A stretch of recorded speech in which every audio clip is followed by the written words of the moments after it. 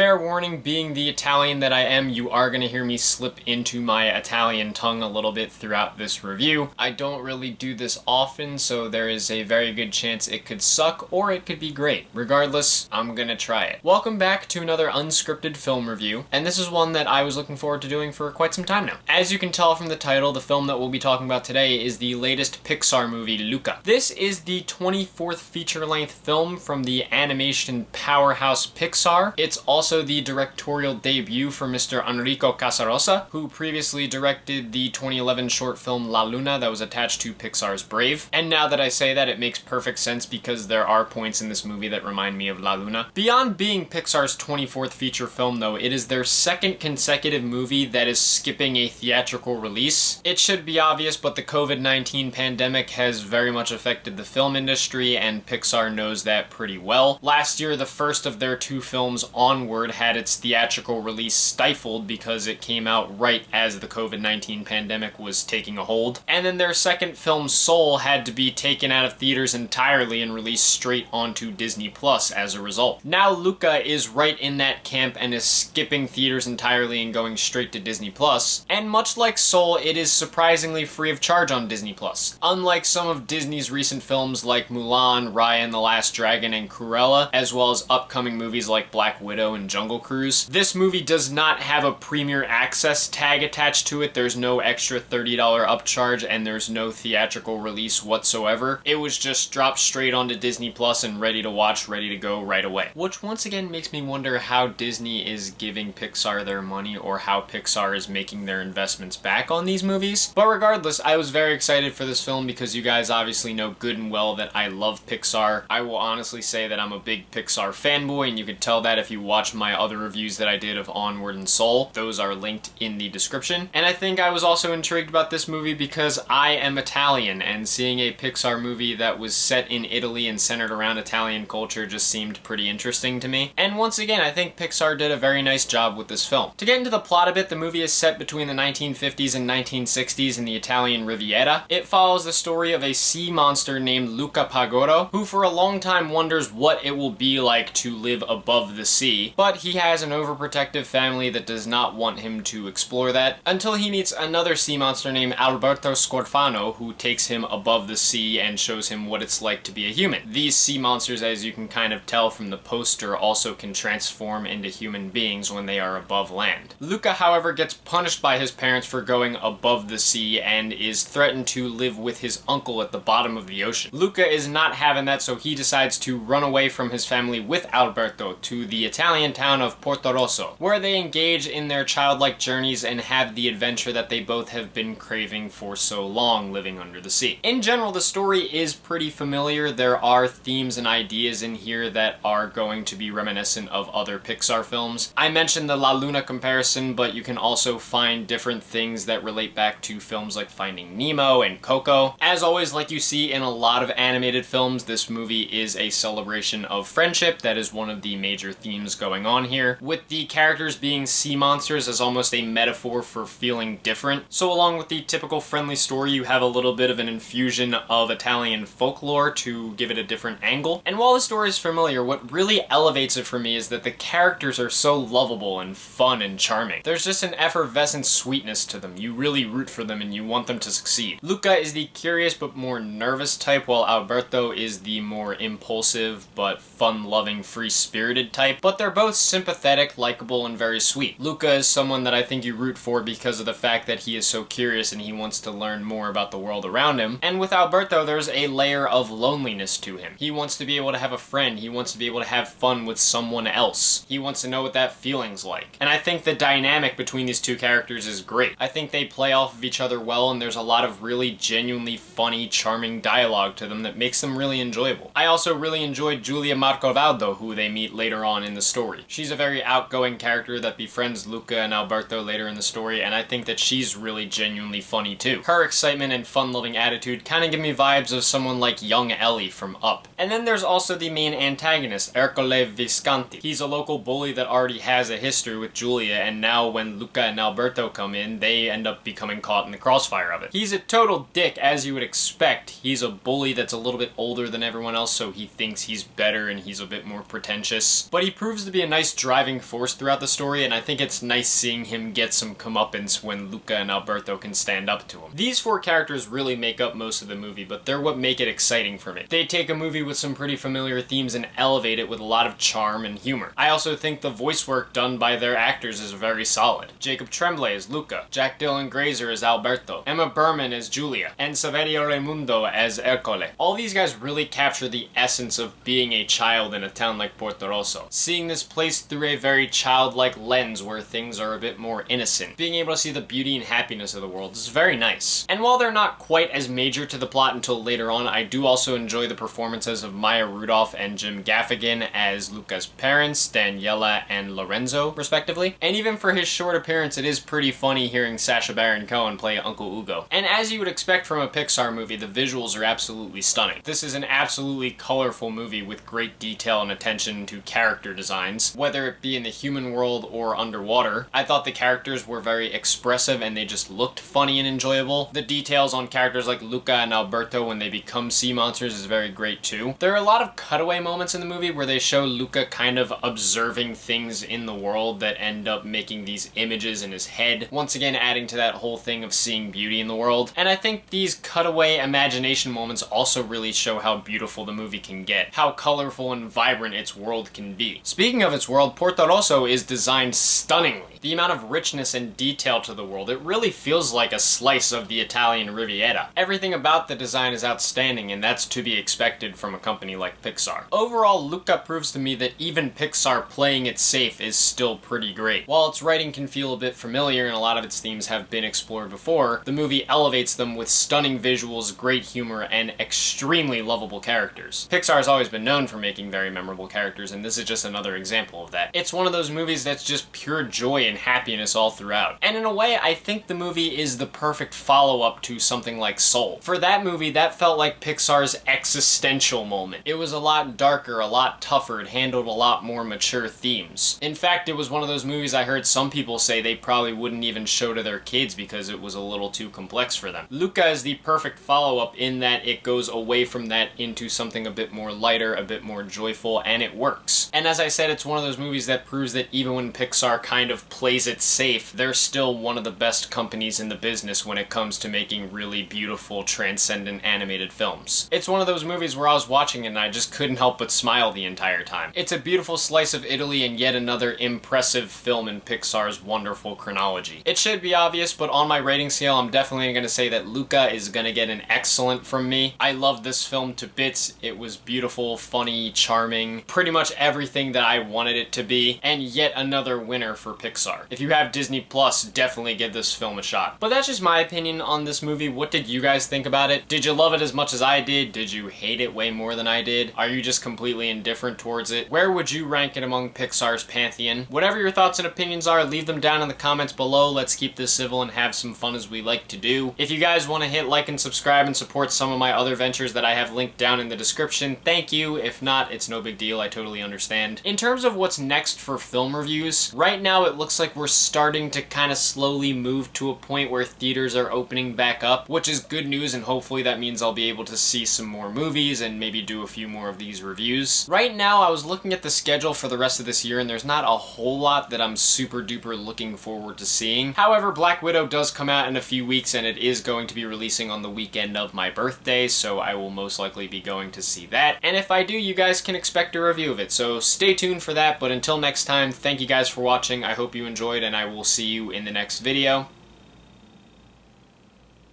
Peace.